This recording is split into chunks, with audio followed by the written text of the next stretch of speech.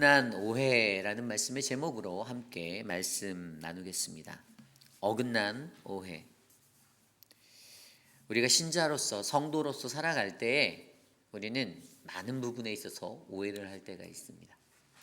하나님의 말씀을 받고 듣고 그 말씀을 안고 살아감에도 이 말씀이 우리 안에 올바르게 이해되지 않으면요, 성경 한 구절 한 구절에 나오는 말씀을 내 입맛에 맞춰 이해하고 해석하려고 할 때가 있는 거예요. 그래서 오해가 생기게 돼요. 어떤 오해로 이루어집니까? 우리의 삶의 영역에서 삶에도 이 오해가 묻어난 인생들이 펼쳐질 수 있다는 것을 우리에게 말씀해 주고 있습니다. 그 대표적인 사람들이 바로 유대인들이었습니다.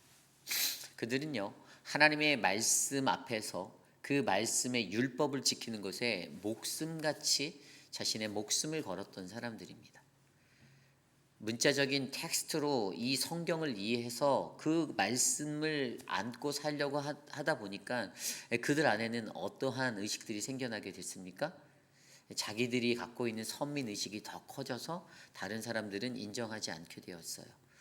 그러다 보니까 그들이 갖고 있는 그 하나님의 말씀이 제대로 그들 안에서 삶에서 역사하고 일어나는 능력이 되기보다는 오히려 하나님의 복음 선포를 방해하는 회방꾼들이 되었다는 사실입니다.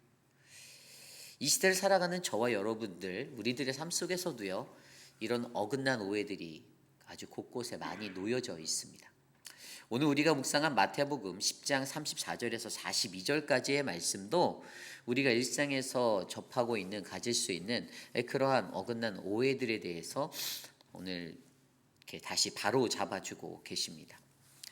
오늘 저와 여러분들에게 나누어 주시는 하나님의 귀한 은혜의 말씀 안에서 우리가 일상에서 할 수 있었던 그런 어긋난 오해는 무엇이었는지, 우리가 어떻게 하나님의 말씀을 받아 복음의 사람으로 살아가야 하는지를 한번 깊이 있게 한 4가지 정도 고민해 보시기를 간절히 소망합니다. 오늘 첫 번째로 어긋난 오해의 첫 번째 모습은요, 화평에 관한 오해를 하고 있다라는 것입니다. 화평에 관한 오해를 할 수 있다. 여러분, 화평에 관한 본질적인 올바른 이해가 우리 삶에는 반드시 필요합니다. 여러분, 화평이란 무엇입니까? 그냥 말 그대로 문자적인 단어로 생각하면 평화롭다, 평안함, 이렇게 이해할 수 있죠. 근데 이 화평에 대해서 오늘 34절 말씀에 이렇게 말씀하세요. 내가 세상에 화평을 주로 온 줄로 생각하지 말라. 화평이 아니요 검을 주로 왔노라. 아멘. 예수 그리스도가 이 땅에 오신 이유, 목적에 관해서 설명하고 계십니다. 우리 인간이 생각하는 화평과 예수님이 오늘 말씀하시는 화평은 본질적으로 차원이 다른 분야의 이야기임을 우리는 이해하셔야 합니다. 우리가 일상적으로 삶 속에서 화평이다 생각하면요, 어떤 거죠? 내 삶이 평안해지는 것, 내가 복을 받는 것, 이렇게 생각합니다.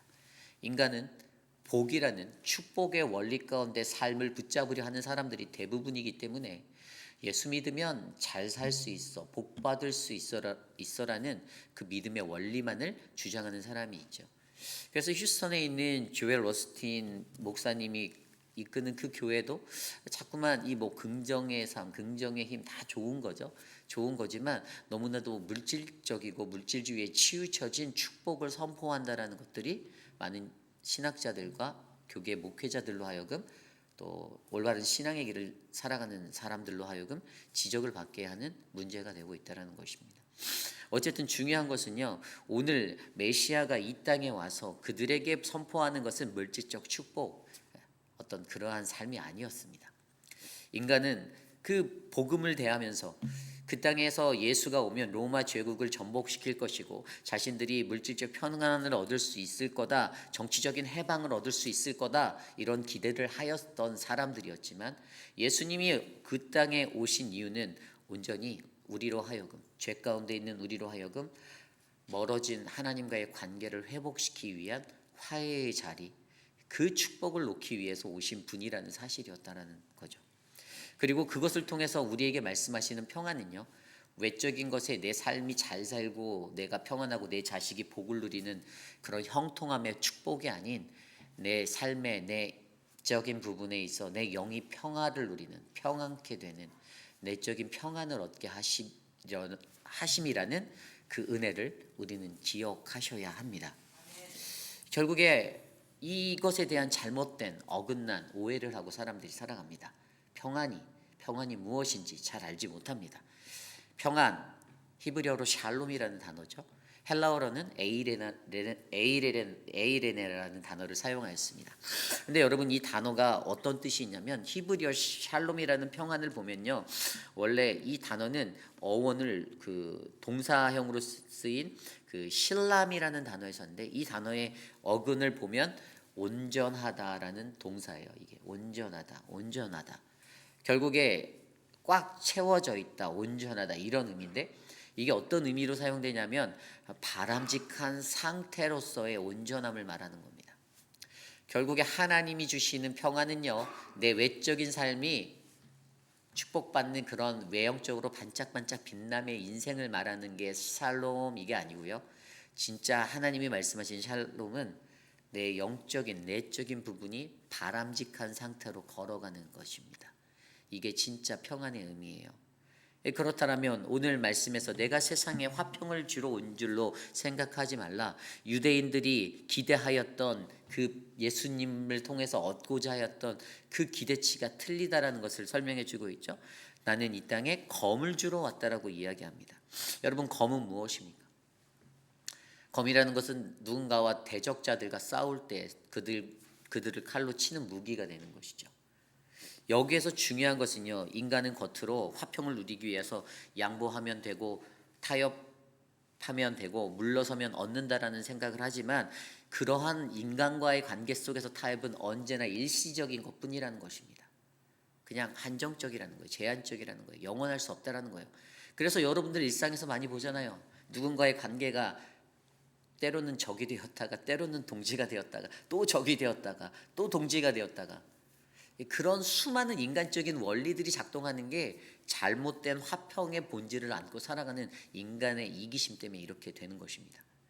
결국에 평온이라는 것은 그냥 내 삶에 문제가 없고 평탄하고 조용하고 그런 것이 아니라, 우리에게 진정한 이 평안은, 화평은 우리 안에 죄로 인해서 날마다 갈등이 일어나는 영적 전쟁의 삶의 자리에 우리가 세워지는 것이죠. 날마다 끊임없이 고민해야 합니다. 죄의 문제 때문에 고민하고, 이렇게 살면 안 되는데, 이렇게 나가면 안 되는데, 내 모습을 다스리는 것.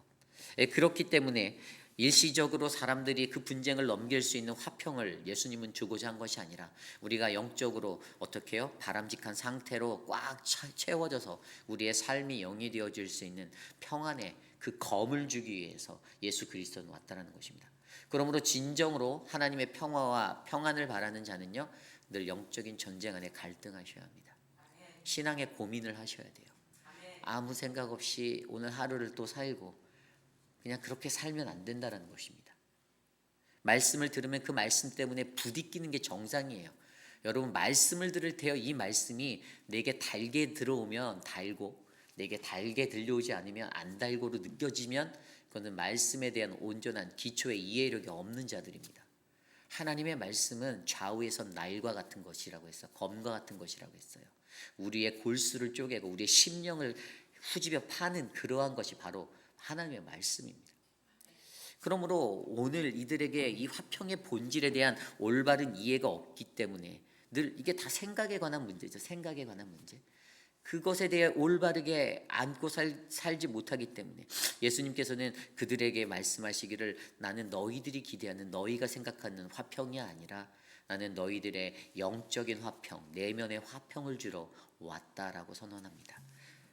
그분이 우리에게 주시는 화평은 앞서 설명드린 대로 하나님과의 화목입니다. 요한일서 4장 10절에 나온 대로 사랑은 여기 있으니 우리가 하나님을 사랑한 것이 아니요 하나님이 우리를 사랑하사 우리 죄를 속하기 위하여 화목제물로 그 아들을 보내셨음이니라. 아멘. 예수 그리스도로 말미암아 우리를 대속의 제물로 삼아 주신 예수로 말미암아 우리는 하나님과 화목할 수 있습니다. 그렇게 해서 우리 안에 얻게 된 내적 평안이 우리 안에 가득 채워진 그 인생은 어떻게 살아갑니까? 늘 내 삶에서 하나님 때문에 갈급해하고 하나님의 말씀을 찾고 주의 은혜를 구하고 주님 앞에 엎드리려 하는 그 은혜가 내 삶에서 죄 가운데서 거짓 화평을 구하는 세상적인 모든 것들을 끊어내고 그렇게 날마다 살아나가는 것입니다. 결국에 오늘 예수님이 보여주시는 화평의 모습, 화평자의 모습은요, 바로 늘 그의 삶 속에서 우리가 내적으로 적을 영적인 부분에서 사탄이 원하는 그 삶에 서지 않기 위해서 자꾸만 계속해서 투쟁하고 그렇게 살아가는 사람의 모습입니다. 영적으로 계속 씨름하는 자의 모습입니다. 그러한 은혜가 어떻게 해요? 이 땅에 있는 죄악된 모든 것들을 단절하고 끊어내고, 죄악된 것들은 단 요만큼도 섞일 수가 없는 그런 것이잖아요. 다 끊어내 버려서, 척결해 버려서 하나님 나라의 올바른 질서가 우리 공동체 안에, 우리 교회 안에, 우리 가정 안에, 여러분들의 인생의 중심에 가득 채워지는 그러한 인생이 되시기를 간절히 소망합니다. 이것이 바로 오늘 어긋난 오해의 첫 번째, 화평에 관한 오해예요. 오늘 두 번째로 어긋난 오해 두 번째는요, 가족 간의 갈등에 관한 오해에 대해서 이야기하고 있습니다. 35절 36절입니다. 내가 온 것은 사람이 그 아버지와 딸이 어머니와 며느리가 시어머니와 불화하게 하려 함이니 사람의 원수가 자기 집안 식구니라. 아멘. 이 말씀을 문자적으로 읽었을 때는 단순히 예수 잘 믿으면 분열이 일어나네, 이렇게 생각하는 게 인간의 생각입니다. 역시 생각의 차이예요. 오해한다라는 겁니다. 문자적으로 받아들이면 그런 오해를 해요. 그런데 예수님이 정말로 우리가 예수 잘 믿으면 부부싸움을 하고 자식과 다투고 그런 일들을 만드시는 분이십니까? 아닙니다. 절대로 그렇지 않습니다. 예수님이 원하시는 것은요, 바로 저를 통하여, 여러분들을 통하여 우리들의 안에 있는 가정이 복음화가 되고 우리의 공동체와 사회와 나라가 복음화의 꿈을 끄는 그날을 바라보게 하십니다. 그게 하나님의 진정한 목표이자 그분의 소원이에요. 그런데 말씀을 문자적으로 받아들였을 때는 그런 오해를 합니다. 예수 믿으면 가정 파탄 난다. 그래서 예전에 예수를 안 믿던 비신자들이 예수 믿는 사람들을 보고 그들이 부부싸움이라도 한 번이라도 하면 거봐, 예수 믿으니까 싸우지라고 얘기했던 겁니다. 여러분, 우리들의 삶 속에서요, 우리의 신앙의 자리는요, 늘 믿음을 성찰시켜야 하는 자리가 되어야 합니다. 믿으십니까? 내 믿음이 어제와 또 앞으로 5년 뒤에, 10년 뒤에 이 삶의 모습에서 동일하게 가면 안 되는 거잖아요. 우리가 늘 성화의 삶을 살면서 그리스도인의 삶을 살 때 우리의 삶의 자리는 성숙으로 조금씩 변해야 되지 않겠습니까? 그런데 어제 하던 모습 그대로, 오늘을 그대로 살면 이 말씀의 능력이 전혀 나타나지 않는 사람의 모습이 되면 하나님께서 얼마나 안타까워하실지를 한번 생각해 보시라는 거죠. 그런데 그 믿음의 성찰을 하는 자리에 뭐가 있냐면요, 늘 죄와 갈등이 생깁니다. 이 죄라는 것과 갈등이 있게 되는 게 우리의 인간지사라는 거예요. 이 신앙생활 자체가 바로 그런 자리입니다. 오늘 예수님이 말씀하시는 가르침은 그 자리예요. 네가 예수 잘 믿으려고 하면 거기에 늘 갈등이 있어. 거기에 늘 문제가 있어. 왜죠? 예수 안 믿는 사람이 있거든요. 그들과의 자리에서는요, 반드시 이런 갈등의 문제가 생기거든요. 복음을 전해야 하는데 물과 기름이 섞이지 않는 것과 같은 현상들이 죄와 하나님의 사람의 자리에는 늘 공존한다는 겁니다. 그래서 갈등이 생기는 거예요. 예수를 믿으려고 했더니 부모님이 너 그렇게 교회 가고 예수 믿으면 호적에서 파버린다라는 얘기를 들으며 교회에 나가셨던 어르신들이 계십니다. 가부장적인 아버지의 그 체제 아래서 살던 때 너 한 번만 더 교회 나가면 네 머리 다 싹둑 밀어버려서 그렇게 한다라는 얘기들 여러분들 아시잖아요. 그 소리를 듣고 우리 어머님이, 우리 아버지가 여러분들의 부모님들이 그렇게 신앙생활 하셨던 때가 있습니다. 그런데 그 불화 속에서도 어떻게 해요? 결국에는 딸이 열심히 예수 믿으면 언젠가 어머니가 예수를 믿게 되더라고요. 지난주에 신방을 하며 우리 최성호 집사님 부모님 댁에 찾아가서 영접 기도문을 같이 읽게 하고 그래서 기도를 해서 예수를 영접시키는 일들을 저희가 했습니다. 그 일을 나타내고자 한 게 아니라 우리는 그냥 그때 사실 솔직히 들어갈 때 최성호 집사님 저에게 부탁을 하셨어요. 목사님, 오늘 우리 아버지가 목사님을 통해서 예수를 좀 영접했으면 좋겠습니다. 근데 제가 솔직히 자신이 없었어요. 왜냐하면 처음 뵙는 분이에요. 그래서 제가 뭐 오늘 안 될 수도 있는데요. 그냥 들어가서 한번 상황을 보조라고 했는데 그 예배를 드리는 과정에 하나님이 그 성령을 계속 부어 주시면서 오늘 이들에게 하나님을 구세주를 영접할 그것을 복음을 제시해라라는 그 믿음의 사인으로 제가 영접 기도문을 따라 읽게 하고 영접을 시켰어요. 그런데 그 모든 것 안에서요, 결국에 배울 수 있는 한 가지는 자식이 열심히 예수 믿으면 부모의 마음 가운데서도 내 아들이 믿는 그 예수가 궁금해진다라는 겁니다. 그래서 언젠가 그 예수를 마주하게 될 그 날을 바라게 된다라는 것입니다. 여러분, 조그만 물이 한 방울 한 방울 떨어져서 바위를 쪼개듯이 결코 깨지지 아니할 것 같은 단단한 사람의 마음 가운데도 복음은 한 방울 한 방울씩 스며들어 그들의 삶을 깨뜨려 버릴 줄 저는 믿습니다. 그렇기 때문에 사람들이 이 가족 간의 갈등에 대해서 오해하는 거, 예수 믿으면 집안 싸움 난다. 그러니까 예수 믿는 사람들이 싸우지 말고 더 잘 살아야겠죠. 아내와 화목하시고 남편과 화목하시며 살아야겠죠. 그렇게 살을 때 어떻게 해요? 우리들을 통해서 하나님이 말씀하시는 참된 복음이 가정을 복음화시키고 세상을 복음화시키는 시드가 될 줄 저는 믿습니다. 이것이 바로 두 번째, 오늘 말씀의 두 번째, 어긋난 오해 두 번째, 가족 간의 갈등에 관한 오해입니다. 오늘 말씀의 세 번째, 오늘 말씀의 어긋난 오해 세 번째는요, 진리를 얻는 것에 대한 오해를 한다라는 것입니다. 진리를 얻는 것에 대한 오해를 한다. 39절 말씀이에요. 자기 목숨을 얻는 자는 잃는 것이요 나를 위하여 자기 목숨을 잃는 자는 얻으리라. 아멘. 여러분, 이 죽음으로써 생명을 얻는 것에 관한 이 역설적인 진리를 여러분은 이해하십니까? 근데 세상 사람들은 이것을 이해 못해요. 세상 사람들은 생명으로 생명을 얻으려고 합니다. 죽음으로써 생명을 얻는다라는 말도 안 되는 원리를 받으려고 하지 않아요. 수용하지 않으려고 합니다. 그러니 헌신이 없어요. 그러니 베품이 없어요. 그런데 믿는 이들에게는요, 죽음으로써 생명을 얻는 것에 관해 하나님의 말씀은 우리에게 선포하고 계십니다. 오늘 말씀도 자기 목숨을 얻는 자는 잃어버릴 것이고 나를 위하여 자기 목숨을 잃는 자는 얻을 것이다 라고 말합니다. 여러분, 이 원리를 믿으셔야 합니다. 말씀을 머리로가 아니라 마음으로 이해하셔야 돼요. 내가 내 것을 얻기 위해서 노력하면요, 내 것을 얻기 위해서 노력하면 절대로 얻지 못합니다. 교회 공동체 생활에서도 마찬가지입니다. 내가 하고 싶은 거 하려고 하면 안 돼요. 그런데 하나님의 뜻을 따라 하나님의 길을 가고자 하면, 내 목숨을 버리려고 하면 그 길은 성하게 되어 있습니다. 우리의 인생의 원리도 마찬가지입니다. 내가 원하는 것 다 하며 살아보신 분 계십니까? 아마 여기 계신 분들도 인생 그 몇십 평생의 인생 살면서 내가 원하는 것 다 하고 사신 분 한 분도 없을 거예요. 왜죠? 안 되거든요. 내가 원한다고 해서 내가 서울대 가야지 한다고 해서 제가 서울대 갑니까? 안 됩니다. 생각하고 다르다라는 거예요.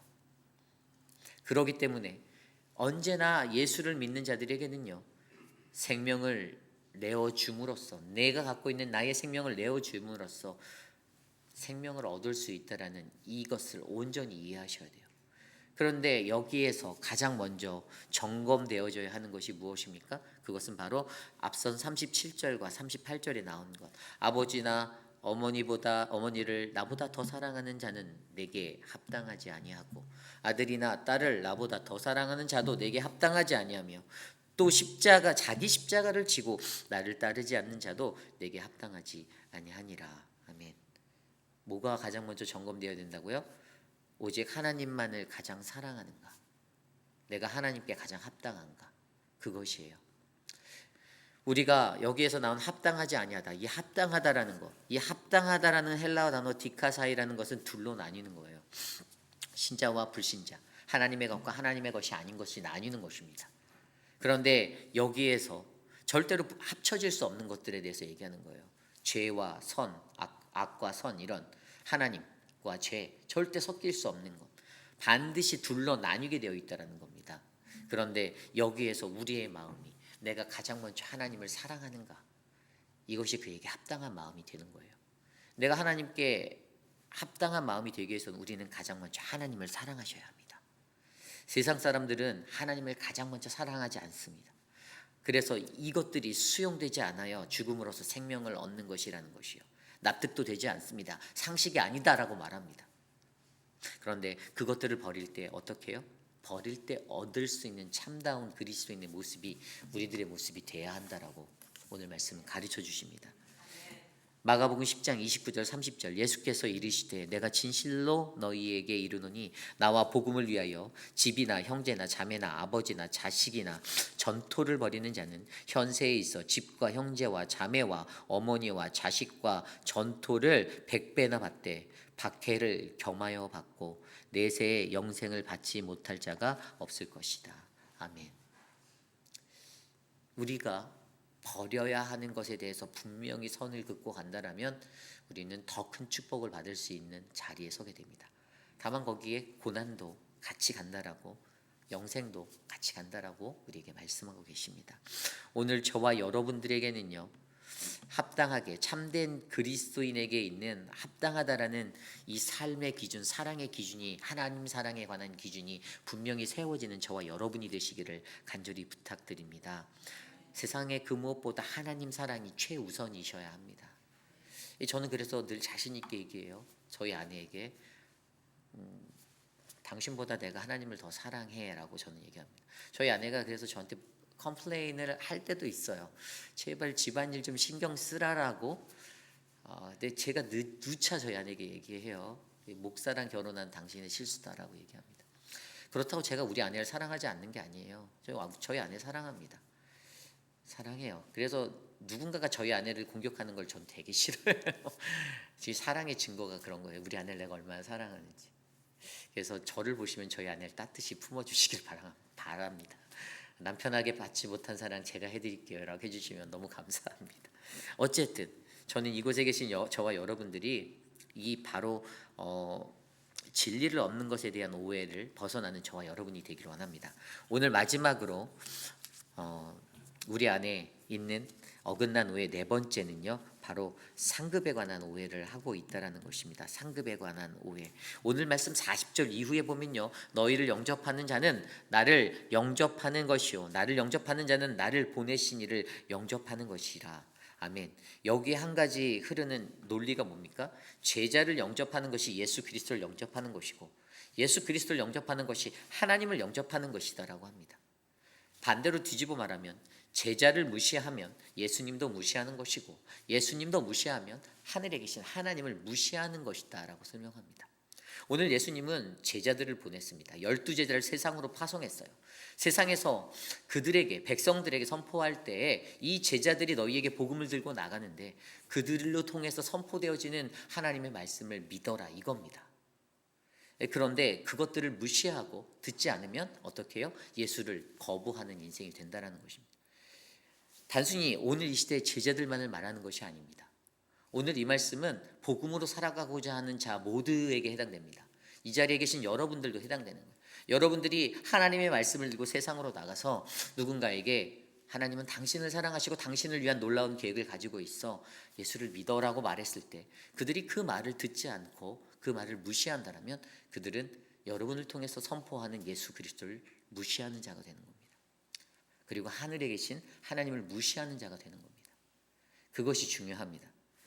그렇게 그들이 가지고 있는 오해는 어땠습니까? 유대인들은 율법을 지킴으로써 구원을 얻는다. 보상론을 적용하여 자신의 인생을 다스렸습니다. 그냥 그렇게 살면서 얻어지는 그 구원은 나에게, 선민으로 선택받은 내게 있다라고 믿었습니다. 그러니 다른 사람들이 구원받는 것은 전혀 개의치 않고 상관하지 않고 내 알 바 아니다. 너희들은 구원받을 수 없는 존재야라고 배타적인 인생을 살게 했던 것입니다.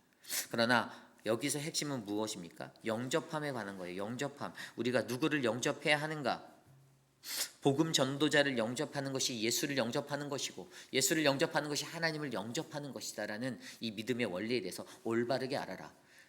유대인들이 가졌던 율법주의적인 신앙으로 구원을 얻는 것이 아니라 예수를 영접해야, 복음을 전하는 자를 영접해야 구원 얻는 것이다라는 사실에 대해서 가르쳐 주는 겁니다. 이러한 오해를 하게 됐다라는 거예요. 상급에 관한 오해, 구원에 관한 오해. 오늘 저와 여러분, 우리들의 삶은 어떻습니까?